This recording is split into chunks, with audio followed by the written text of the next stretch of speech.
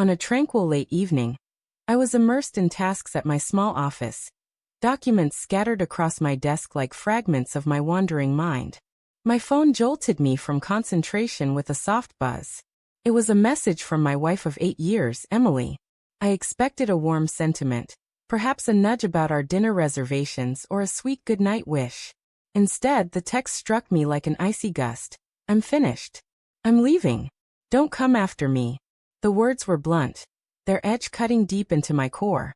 My heart pounded, my fingers shook, and I gazed at the screen, caught in a disorienting moment I couldn't break free from.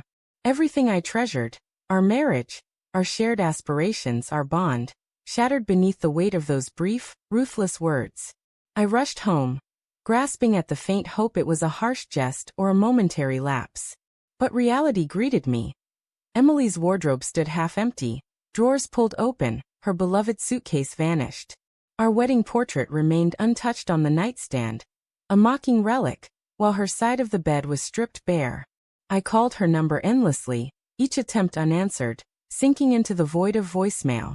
That night, sleep was a stranger. I sat in the eerie stillness of our home, every groan of the floorboards and drone of a passing vehicle magnifying the absence of the woman I cherished, who had left me with only a digital goodbye.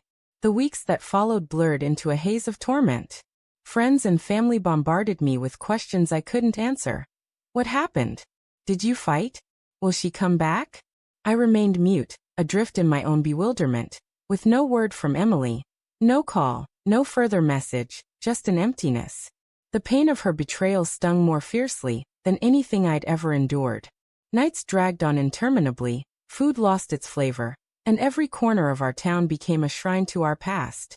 The cafe where we lingered over lazy Sunday breakfasts, the park bench where I'd proposed on one knee, even the supermarket aisle where she'd playfully mock my snack choices. All morphed into a crypt of our memories. Eventually, whispers began to circulate. A mutual friend disclosed that Emily had been seen with another man, a co-worker from her office.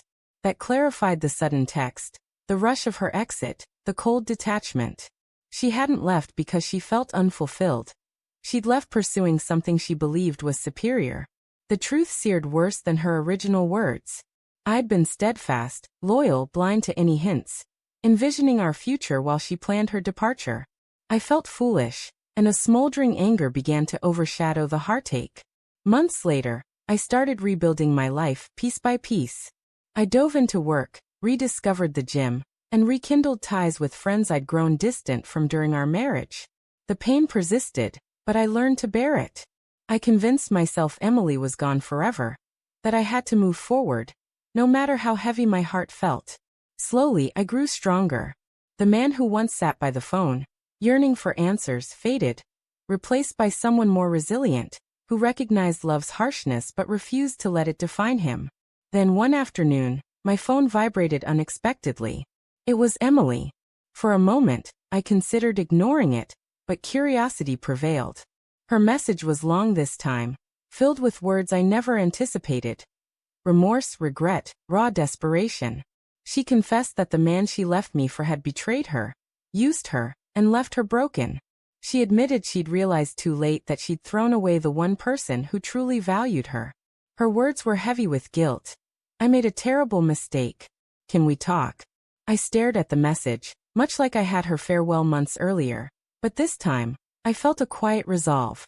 She'd shattered me with one text, and now she sought to return with another. Life had come full circle. Against my better judgment, I agreed to meet her at a quaint coffee shop. When she entered, I hardly recognized her. The spark she once radiated had dimmed. She looked tired, worn, aged beyond her years.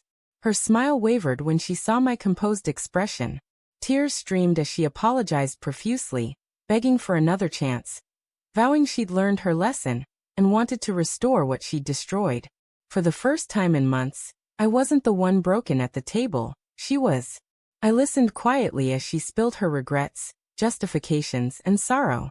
When she finished, I leaned forward and spoke words I'd held inside for months. Emily, you ended us with one message. Did you think another could undo it? Her sobs grew louder, but I stayed steady. I explained that forgiveness didn't mean reconciliation, that trust, once broken, couldn't be easily repaired. She wanted me to carry her pain, to fix her mistakes, but I was no longer her safety net.